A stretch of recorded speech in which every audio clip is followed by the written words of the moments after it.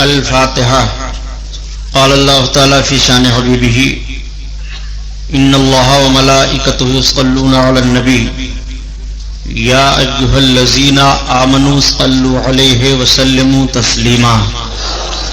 اللهم صل على سيدنا وشفيعنا وحبيبنا ومولانا محمد معدن الجود والكرم وعلى آله وبارك وسلم صلاة وسلام عليك يا رسول الله صلی اللہ تعالی علیہ وسلم. لا الہ الا اللہ محمد رسول اللہ صلی اللہ تعالی علیہ وسلم. الحمدللہ الحمدللہ رب العالمین.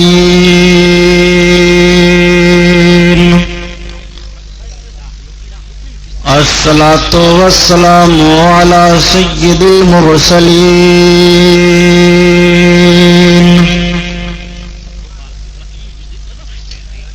وعلى آله الطاهرين وأصحابه المطهرين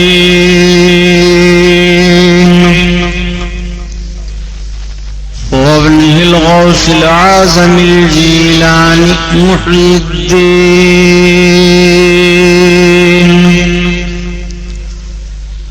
وأهل بيته أجمعين. أما بعد فأعوذ بالله من الشيطان الرجيم. بسم الله الرحمن الرحيم. قال الله تعالى في القرآن العظيم والفرقان الحميد وما أرسلناك إلا رحمة للعالمين.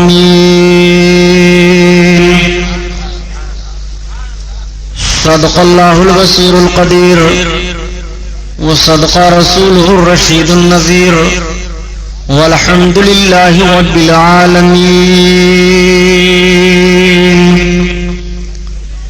لائق صدر احترام پورا مجمع اور درود پاک پڑھ لیجیے. اللہم صلی علی سیدنا مولانا محمد معدن الجود والکرم وعلی آلہ وبارک وسلم صلاۃ و سلام علیک یا رسول اللہ صلی اللہ تعالی علیہ وسلم.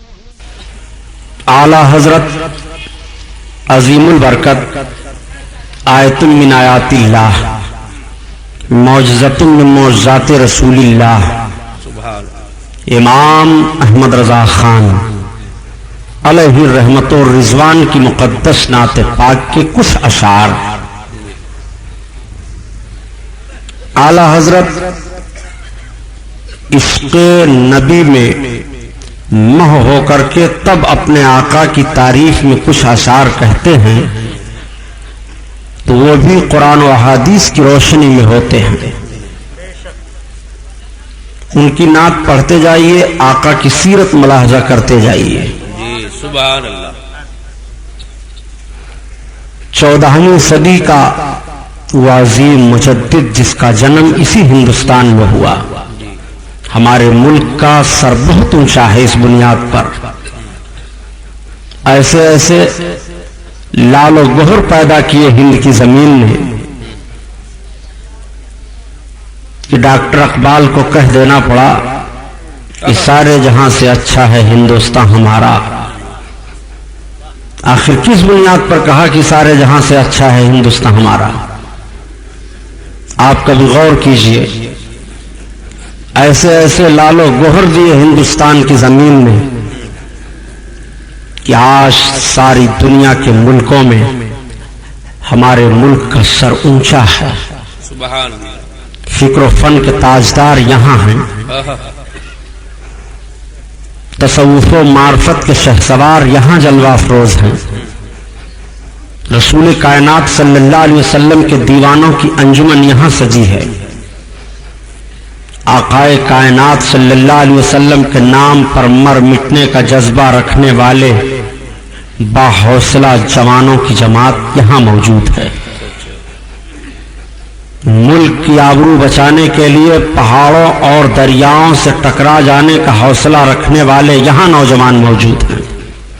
سارے جہاں سے اچھا ہے ہندوستان ہمارا.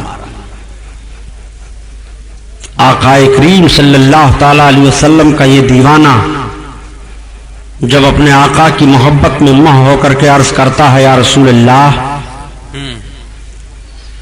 زمین و زمان تمہارے لیے مکین و مکان تمہارے لیے سبحان اللہ. زمین و زمان تمہارے لیے مکین و مکان تمہارے لیے چنین و چونا تمہارے لیے بنے دو جہاں تمہارے لیے یا رسول اللہ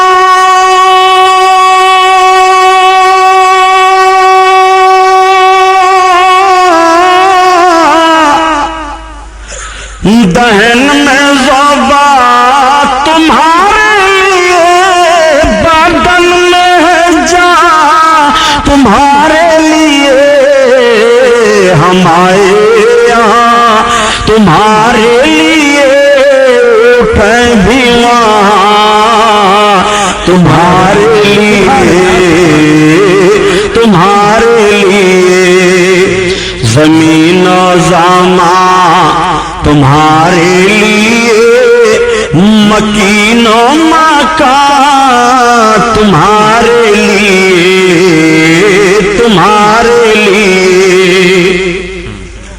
خلیل و نجی مسیح و صفی سبھی سے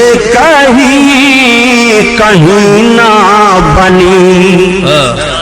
بہت خلیل و ناجی مسیح و صفی سبھی سے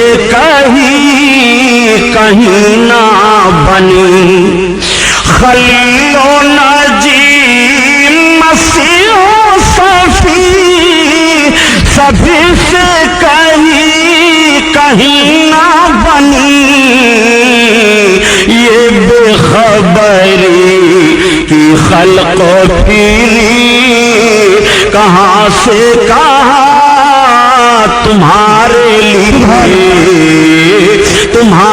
لیے زمین و زمان تمہارے لیے مکین و مکان تمہارے لیے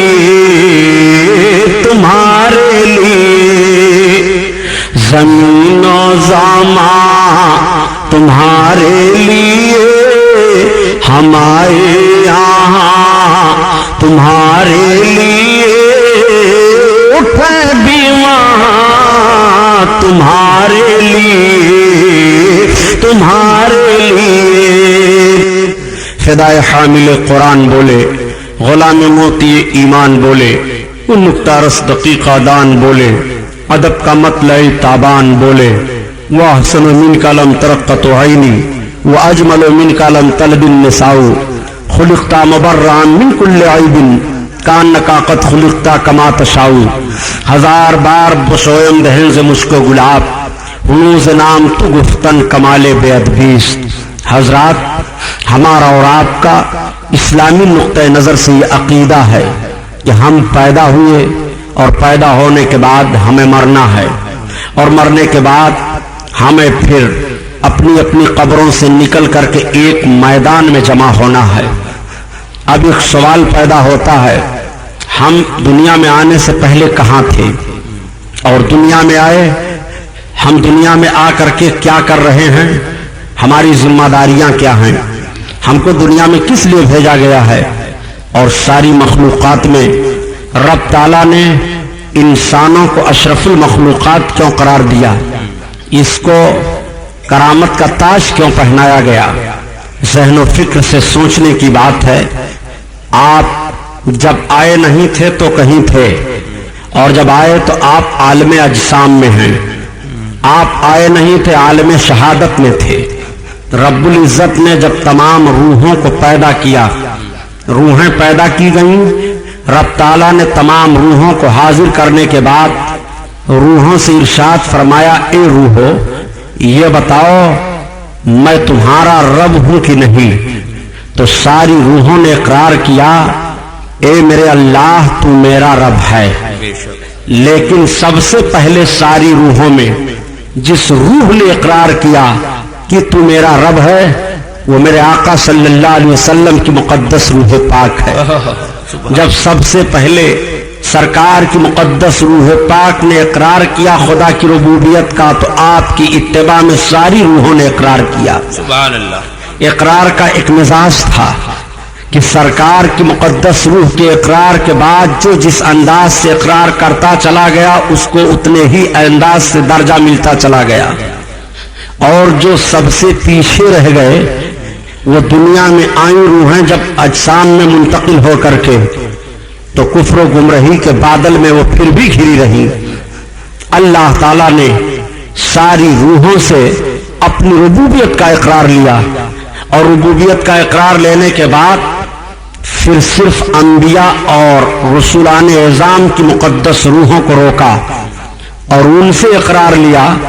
رب نے اپنے محبوب کے تعلق سے اقرار لیا، اے انبیاء اور نبیوں کی روحو یہ میرے محبوب کی مقدس روح ہے، جب یہ دنیا میں جائیں گے تو تم سب کو ان پر ایمان لانا ہے، ان کی حمایت و نصرت کرنی ہے۔ کیا اقرار کرتے ہو؟ تو ساری روحوں نے اقرار کیا، ہاں میرے رب ہم اقرار کر رہے ہیں۔ اللہ نے ارشاد فرمایا، تو اب سنو میں تم سب پر گواہ ہوں، اور ایک دوسرا دوسرے پر گواہ ہو جائے، اور جو اس کے بعد سے پھرے گا حالانکہ رب جانتا ہے تو وہ حد سے گزرنے والوں میں سے ہو جائے گا۔ رب کو علم ہے کہ جو نبی ہوں گے، جو انبیاء کرام میں جن کا شمار ہے، وہ اس وعدہ سے پھرنے والے نہیں ہیں۔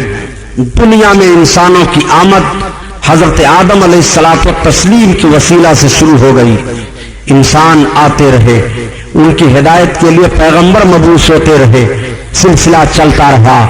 پیغمبروں کا آخری سلسلہ میرے آقا صلی اللہ علیہ وسلم پر آ کر کے ختم ہو جاتا ہے۔ اب آقا کے بعد کوئی نبی نہیں، آقا کے بعد کوئی رسول نہیں۔ آقا کریم نے ارشاد فرمایا، لا نبی بعدی، میرے بعد کوئی نبی نہیں ہے، اور قرآن نے اعلان کر دیا، محبوب آپ خاتم النبیین ہو، آپ سارے نبیوں میں سب سے آخر ہو، اب آپ کے بعد کوئی نبی نہیں ہے۔ نبوت کا دروازہ بند ہو گیا، رشد و ہدایت کا کام پھر بھی جاری ہے۔ صحابہ نے عرض کیا تھا ایک موقع پر، یا رسول اللہ آپ کی امت کی ہدایت کے لیے اگر کفر و گمراہی کے بادل پھر برسنے لگائیں تو ہدایت کی ذمہ داریاں کس کے ذمہ ہوں گی؟ آقا نے ارشاد فرمایا، میری امت کے علماء کی ذمہ داریاں ہوں گی۔ اسی موقع پر آقا نے ارشاد فرمایا تھا، العلماء امتی کا انبیاء بنی اسرائیل، میری امت کے علماء بنی اسرائیل کے نبیوں کے مظہر ہیں خدمت دین میں۔ آقا کریم صلی اللہ تعالی علیہ وسلم کا اعلان ملاحظہ فرمائیے، انسانوں کی تعداد کا شمار نہیں ہے، پیدا ہوئے پیدا ہوتے رہیں گے۔ اب سب کا یہ عقیدہ ہوا کہ پیدا ہونے کے بعد مرنا ہے، مرنے کے بعد پھر کسی نے یہ عقیدہ گڑھا کہ ہم دوسری شکل و شباہت میں بھی جنم لیں گے۔ کسی نے کہا کہ کوئی گھوڑا ہوتا ہے، کوئی ہاتھی بن جاتا ہے، کوئی چرند پرند بن جاتا ہے، آواگمن کا عقیدہ مضبوط کرنا شروع کر دیا۔ لیکن مذہب اسلام نے انکار کیا، نہیں، مرنے کے بعد پھر تمہیں کسی روپ میں نہیں آنا ہے، مرنے کے بعد تم جب قیامت کے میدان میں قبروں سے نکل کر کے جمع ہوگے تو دنیا میں تم نے اپنے زندگی میں جو کردار کیے ہیں، جو افعال تمہارے ہیں، وہ سارے افعال تمہارے حساب و کتاب کی شکل میں پیش کیے جائیں گے۔ تمہارے دنیا کی ساری کمائی وہاں رکھی جائے گی، اور اس حساب و کتاب کی بنیاد پر تمہارا سارا معاملہ تمہارے سامنے ہو کر کے تمہارے لیے فیصلہ ہو جائے گا کہ اب تمہارا راستہ کدھر ہے، تم جنتی ہو کہ دوزخی ہو۔ یہ تو ٹھیک ہے، سارا معاملہ ہوگا، لیکن ایک سوال پیدا ہوتا ہے، میرے مولا قیامت کی ضرورت کیا تھی؟ جیسے دنیا میں بندے آئے، تو نے پیدا کیا، تجھے علم ہے، تو جانتا ہے میرا بندہ کتنا اچھا عمل کرے گا، کتنا برا کرے گا، کون جنتی ہے کون جہنمی ہے. یہ میزان قائم کرنے کی ضرورت کیا ہے؟ پل صراط سے گزارنے کی ضرورت کیا ہے؟ یہ قیامت کے میدان میں سب کو اکٹھا کرنے کی ضرورت کیا ہے؟ مولا حساب و کتاب کرنے کی ضرورت کیا ہے؟ الہ العالمین، کیا تو نہیں جانتا ہے کہ تیرے بندوں کے کتنے اعمال اچھے ہیں اور کتنے اعمال برے ہیں؟ تیرا کون بندہ جنتی کون جہنمی ہے؟ یہ سارا پروگرام بنانے کی ضرورت کیا ہے؟ تو اب آؤ ذرا ذہن و فکر پر زور دے کر کے پھر اعلیٰ حضرت کا شعر پڑھ لو. زمین و زماں تمہارے لیے، مکین و مکان تمہارے لیے، ہم آئے یہاں تمہارے لیے، اٹھیں بھی وہاں تمہارے لیے. یہ سب کچھ محبوب کے لیے کیا جا رہا ہے. محبوب کی عظمت کا اظہار کیا جائے گا قیامت کے میدان میں، ورنہ حساب و کتاب کا معاملہ تو پیارے صرف 6 گھنٹے کے اندر اندر قیامت میں حساب ہو جائے گا. اور قیامت کا ایک دن 50,000 برس کا ہوگا دنیا کے دن کے اعتبار سے.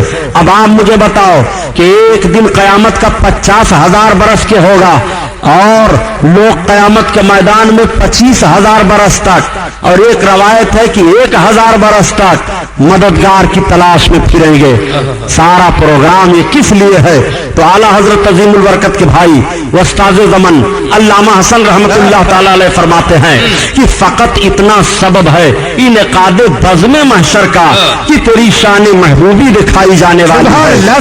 قیامت کے میدان میں سارے لوگ جمع ہوں گے جو اب تک پیدا ہوئے اور جو قیامت تک پیدا ہوں گے. اولین ہوں گے، آخرین ہوں گے، انبیاء ہوں گے، رسولان اعظام ہوں گے، اولیاء اکرام ہوں گے، کافرین ہوں گے، مومنین ہوں گے. کوئی ایسا نہیں ہوگا جو قیامت کے میدان میں جمع نہ ہو. سارے کے سارے لوگ جمع ہوں گے. اور قیامت کا دن کیسا ہوگا پیارے؟ اتنا سختی کا دن قیامت کا دن ہوگا. اللہ اکبر. حدیث میں آتا ہے کہ سورج سوا نیزے پر ہوگا. اتنا پسینہ چھوٹے گا کہ پسینے میں لوگ بہہ جائیں گے، کشتیاں تیر جائیں. آقا کریم صلی اللہ علیہ وسلم ارشاد فرماتے ہیں پیاس کی اتنی شدت ہوگی کہ زبانیں باہر نکل آئیں گی، گرمی سے بدن بھڑک اٹھیں گے. اعلیٰ حضرت عظیم البرکات یہ سب کچھ بیان کرنے کے بعد پھر آپ سے کہہ رہے ہیں کہ اپنے رب کی بارگاہ میں جب گرمی محشر سے دعا مانگو تو اس طرح سے مانگو: یا الہی گرمی محشر سے جب بھڑکے بدن، دامن محبوب کی ٹھنڈی ہوا کا ساتھ ہو. یا الہی جب زبانیں باہر آئیں پیاس سے، صاحب کوثر شہ جود و عطا کا ساتھ ہو. آقا کریم صلی اللہ تعالی علیہ وسلم کی عظمت ملاحظہ فرماتے چلیے. قیامت کا میدان منعقد ہے، 50,000 برس کا ایک دن ہے، اولین و آخرین کا اجتماع ہے. زبانیں پیاس سے باہر نکل آئی ہیں، سارے لوگ پریشان ہیں، مددگار کو تلاش رہے ہیں. کون ہماری مدد کرے گا؟ آج کون ہماری فریاد کو پہنچے گا؟ آج دوسرے سے مدد لینے پر ایک طبقہ ایسا بھی ہے جو کلمہ پڑھتے ہوئے بھی گلا پھاڑ رہا ہے کہ اگر تم نبیوں اور رسولوں سے مدد مانگو گے تو معاذ اللہ مشرک ہو جاؤ گے. تمہیں نبیوں اور رسولوں سے یا کسی سے مدد کی کوئی ضرورت نہیں ہے. میں آپ سے پوچھنا چاہتا ہوں، جب قیامت کا میدان ہوگا اور قیامت کے میدان میں سارے اولین و آخرین کا اجتماع ہوگا، رب تعالیٰ کا ارشاد ہوگا: وَامْتَازُوا الْيَوْمَ أَيُّهَا الْمُجْرِمُونَ. اے مومنوں اور مجرموں، آج کے دن الگ الگ ہو جاؤ. سارے مجرموں کو الگ کر دیا جائے گا. سارے لوگوں کو مددگار کی تلاش پڑے گی. سارے لوگ چیخ پڑیں گے اور مددگار کو تلاشیں گے. ہائے کون ہے جو اس قیامت کے میدان میں ہماری مدد کرے گا؟ ایسی ہولناکیوں میں ہمارا مددگار ثابت ہوگا. ہم پسینے سے شرابور ہیں، ہماری زبانیں پیاس سے باہر نکلی چلی جا رہی ہیں، ہمارے لیے بہت ہی پریشانیاں ہیں. کون ہماری مدد کرے گا؟ سارے لوگ مددگار کو تلاشیں گے. میں آپ سے پوچھنا چاہتا ہوں، کیا حدیث شریف کو بھلا دو گے کہ سارے لوگ مددگار کو تلاشتے تلاشتے ایسے موڑ پر پہنچیں گے کہ حضرت آدم علیہ السلام کی خدمت میں حاضر ہوں گے اور آپ سے عرض کریں گے: اے حضرت آدم علیہ السلام، آپ ابو البشر ہو، سارے انسانوں کا وجود آپ کے توسل سے دنیا میں ہوا ہے. آج ہماری پریشانی کو آپ دیکھو، آج ہماری دشواریوں کو آپ ملاحظہ کرو، آج ہماری فریاد کو آپ پہنچ جاؤ. آپ دیکھو ہم کس طرح سے مصیبت میں مبتلا ہیں. تو حضرت آدم پیغمبر علیہ السلام بھی ارشاد فرمائیں گے: آج نفسی نفسی کا عالم ہے، اذهبوا الی غیری، میرے علاوہ کہیں اور جاؤ. حضرت آدم علیہ السلام سے یہ جواب سننے کے بعد سارے اہل محشر حضرت نوح پیغمبر علیہ السلام کی بارگاہ میں حاضر ہوں گے اور آپ سے عرض کریں گے: اے نوح پیغمبر، آج ہماری پریشانی آپ ملاحظہ کرو. رب تعالیٰ نے آپ کو نبی کا خطاب عطا فرمایا ہے، آپ اللہ کی بارگاہ میں بڑے مقرب हो, हमारी दुश्वारियों को देखो, हम किस तरह मुसीबत में हैं। तो हजरत नूह पैगंबर भी यही इरशाद फरमाएंगे, इज़हबू इला गैरी, मेरे अलावा कहीं और जाओ। अब हजरत नूह से ये पैगाम सुनने के बाद सारे अहले महशर हजरत इब्राहिम खलीलुल्लाह की बारगाह में हाजिर हो रहे हैं और आपसे अर्ज करेंगे, ए हजरत इब्राहिम खलील अलैहिस्सलाम, रब ताला ने आपको खुल्लत का दर्जा अता फरमाया है, आप रब के खलील कहे जा रहे हो, अल्लाह के दोस्त हो, आज हमारी मदद करो, आज हमारी फरियाद को पहुंच जाओ, देखो हम किस तरह परेशान हैं।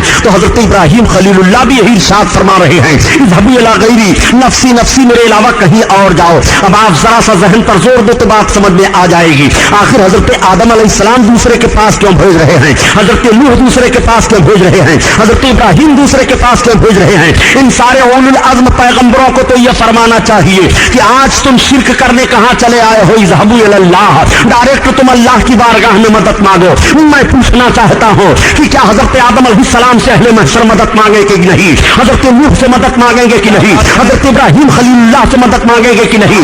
मगर ये उलुल अज़्म पैगंबरान ये नहीं इरशाद फरमा रहे हैं कि आज तुम मदद मांग करके यहाँ शिरक के मुर्तकिब क्यों हो रहे हो, बल्कि हजरत आदम यही फरमाते हैं, मेरे अलावा कहीं और जाओ। हजरत नूह यही फरमा रहे हैं, मेरे अलावा कहीं और जाओ। हजरत इब्राहिम खलीलुल्लाह यही फरमा रहे हैं, मेरे अलावा कहीं और जाओ। अब सारे लोग हजरत ईसा पैगंबर अलैहिस्सलाम की बारगाह में हाजिर होंगे और अर्ज करेंगे, ए हजरत ईसा पैगंबर अलैहिस्सलाम, आज हमारी मदद कीजिए, हमारी हालत देखिए, हम किस तरह से परेशान दिखाई दे रहे हैं।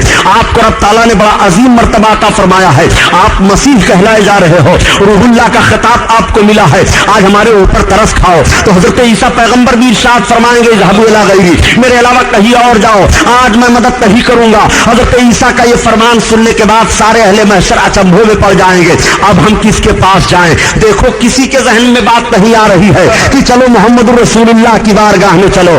आज उलमा से सुन रहे हो कि सबसे पहले कयामत में मेरे आका ही शफाअत करेंगे, सबसे पहले मेरे सरकार ही बख्श मांगेंगे, सारे अहले महशर को पनाह आका ही की बारगाह में हासिल होगी। मगर सारे लोगों के जहन से बात निकल गई है, अल्लाह ताला ने सारे लोगों के जहन फिक्र से इस बात को मोह फरमा दिया है। मुहद्दिसीन अपनी किताबों में इस हदीस को लिख रहे हैं, मुफक्किरीन बयान कर रहे हैं, खुतबा अपने खताबत में बयान कर रहे हैं, अइम्मा अपनी मस्जिदों में बयान कर रहे हैं, उलमा अपने बयान में बयान कर रहे हैं, सारे लोग बयान दे रहे हैं। लेकिन क़यामत के मैदान में जब मदद मांगने की बारी आई है तो अब सरकार दो आलम सल्लल्लाहु अलैहि वसल्लम की बारगाह में डायरेक्ट पहुंचा जाए, सारे लोगों के जहन से ये बात निकल गई है, सब भूले हुए हैं। अब हजरत ईसा अलैहिस्सलाम से फरियाद करेंगे, हजरत ईसा अलैहिस्सलाम से अर्ज करेंगे, हुजूर अब बताइए हम जाएं कहां, कौन हमारी मदद करने वाला है क़यामत के मैदान में, आखिर हमारी मदद कहां होगी, हमारी फरियाद को कौन पहुंचेगा। हजरत आदम की बारगाह से हम होकर के आ रहे हैं, हजरत नूह के पास से भी होकर आ रहे हैं, हजरत इब्राहिम खलीलुल्लाह के पास से भी होकर के आ रहे हैं, अब बताइए हमारे लिए कौन सी जगह है। तब हजरत ईसा अलैहिस्सलाम इरशाद फरमाएंगे, इज़हबू इला मुहम्मद सल्लल्लाहु अलैहि वसल्लम, चलो तुम सबके सब मोहम्मद अलैहिस्सलाम की बारगाह में चलो। जैसे इतना सुनना होगा सबको सरकार ख्याल में आ जाएंगे, अब सारे लोग आका की तरफ भाग रहे हैं। आला हजरत अजीमुल बरकत ने इसी को बयान फरमाया है कि खलीलो नाजी मसीहो साफी सभी से कहीं ना बनी, ये बेखबरी की खल्को फिरी कहां से कहां तुम्हारे। अब आप जरा गौर फरमाइए प्यारे, अब जब सारे अहले महशर सरकार की तरफ भागेंगे तो जरा नक्शा मुलाजा फरमाइए कि क़यामत के मैदान में मेरे आका का क्या हाल होगा। वो क़यामत का मैदान अल्लाहु अकबर, जहां सारे अव्वलीन और आखिरीन का इज्तिमा है, नेक परहेजगार बद अच्छे बुरे सब इकट्ठा आज जमा है। अब सब सरकार की तरफ भाग रहे हैं। आका की करीमाना शान देखिए, मेरे सरकार के दाहिनी तरफ हजरत अबू बकर सिद्दीक हैं और बाईं जानिब हजरत उमर फारूक आजम हैं। मेरे सरकार हश्र का दूल्हा बनकर के क़यामत के मैदान में तशरीफ ला रहे हैं। और जब सरकार क़यामत के मैदान में तशरीफ फरमा होंगे तो मेरे आका के तशरीफ होने की जगह क्या होगी, जरा उसको मुलाहजा फरमाओ। हदीस शरीफ में है कि रब ताला अपनी कुर्सी के दाहिनी जानिब अपने महबूब को जलवा फरमाएगा, और दूसरी हदीस है कि रब ताला अपनी कुर्सी पर अपने महबूब को जलवा फरोज फरमाएगा। आला हजरत अजीमुल बरकत इसी तरफ निशानदेही फरमा रहे हैं कि जिसको साया है अर्श खुदा पर जुलूस है,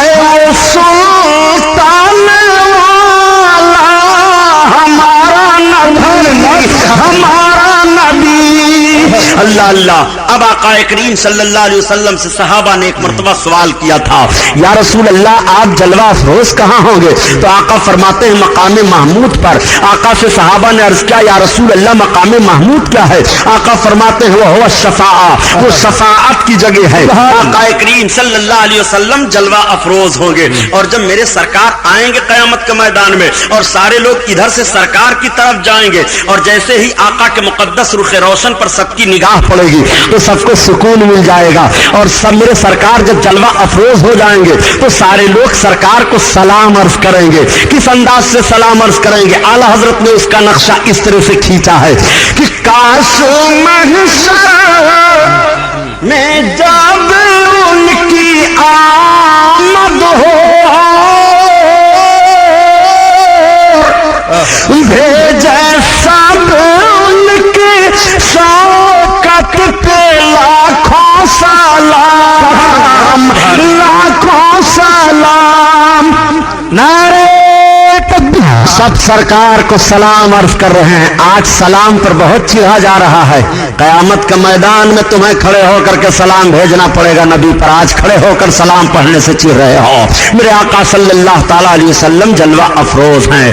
اب جیسے سب سلام عرض کرنے کے بعد عرض کریں گے یا رسول اللہ انظر حالنا، یا حبیب اللہ ہماری حالت ملاحظہ فرمائیے، سرکار ہم کس طرح سے ہیں۔ میرے آقا ہمیں مدد کی ضرورت ہے، ہماری فریاد کو آپ پہنچیے۔ جیسے میرے آقا کی بارگاہ میں سب لوگ یہ عرض کریں گے تب تک آقا ارشاد فرمائیں گے کہ انا لہا انا لہا، گھبراؤ نہیں، تمہیں نجات دلانے کے لیے میں ہی ہوں، اب تمہیں پریشان ہونے کی ضرورت نہیں ہے۔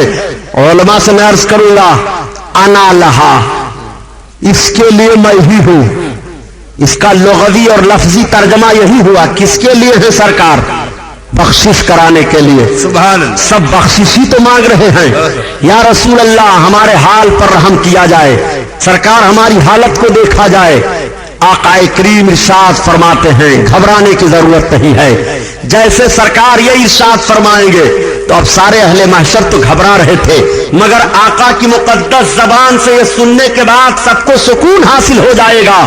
اعلیٰ حضرت عظیم البرکت اسی کی نشاندہی فرماتے ہیں کہ ابائی شفاعت کی سات بائی ذرا چین لے میرے گھبرانے والے، گھبرانے والے۔ اب بخشش کا وقت آ گیا ہے، تمہیں گھبرانے کی ضرورت نہیں ہے۔ آقا کریم صلی اللہ علیہ وسلم جب یہ ارشاد فرمائیں گے تو سب کو سکون ملا ہے، سب کو اطمینان ہو گیا۔ اب آقا کا کریمانہ حال کیا ہوگا؟ میرے سرکار اپنے دستے نبوت میں حمد کا جھنڈا لیں گے، اللہ رب العزت کی طرف سے آقا کو ایک جھنڈا عطا ہوگا، اسی کو لواء الحمد کہا جاتا ہے، یعنی حمد کا جھنڈا۔ سرکار جب اپنے دستے پاک میں اس جھنڈا کو لیں گے تو رب کی تعریف بیان کریں گے، اور جب میرے آقا رب کی تعریف بیان کرنے لگیں گے تو سارے اولین و آخرین سرکار کی عظمت دیکھیں گے کہ آج جو مقام قیامت میں محمد کو ملا ہے کسی کو نہیں ملا ہے، جو مرتبہ ان کو ملا ہے کسی کو نہیں ملا ہے، آج جو قرب رب کی بارگاہ میں ان کو ہے کسی کو نہیں ہے، سب لوگ دیکھ لیں۔ تو میرے آقا تو رب کی تعریف کر رہے ہیں اور سب سرکار کی تعریف کرنے لگیں گے، سارے اولین و آخرین تعریف کرنے لگیں گے، جو آج دشمنی رکھتے ہیں وہ بھی تعریف کریں گے، جو دوستی کرتے ہیں وہ بھی تعریف کریں گے، جو دیوانگی پن کا حال اختیار کیے ہیں وہ بھی تعریف کریں گے، اور جو عداوت میں چلے بھولے جا رہے ہیں وہ بھی تعریف کریں گے۔ سارے لوگ قیامت کے میدان میں آقا کی تعریف کرنے لگیں گے، سبحان اللہ، سب لوگ سرکار کی تعریف کرنے لگیں گے اور ایسے انداز سے تعریف کریں گے اللہ اللہ۔ میرے آقا کی مقدس شان تو یہ ہے کہ میرے سرکار اپنا سر سجدہ میں رکھ کر کے رب کی عبادت کر رہے ہیں، 7 دن 7 رات۔ قیامت میں میرے آقا کا سر سجدہ میں ہوگا، آقا کریم صلی اللہ علیہ وسلم سے رب کا فرمان ہوگا محبوب سر کو اٹھاؤ، یا محمد ارفع راس کا، محمد اپنے سر کو اٹھاؤ، اور آقا کریم صلی اللہ علیہ وسلم کے لیے 3 جملہ رب کی طرف سے ارشاد ہوگا، محمد کہو تمہاری بات سنی جائے گی، اور تم بخشش چاہو جس کی اس کو بخشا جائے گا، اور پھر اللہ کا آخری پیغام یہ ہوگا کہ تم جو مانگو تمہیں عطا کیا جائے گا۔ 3 جملہ میرے آقا کے لیے قیام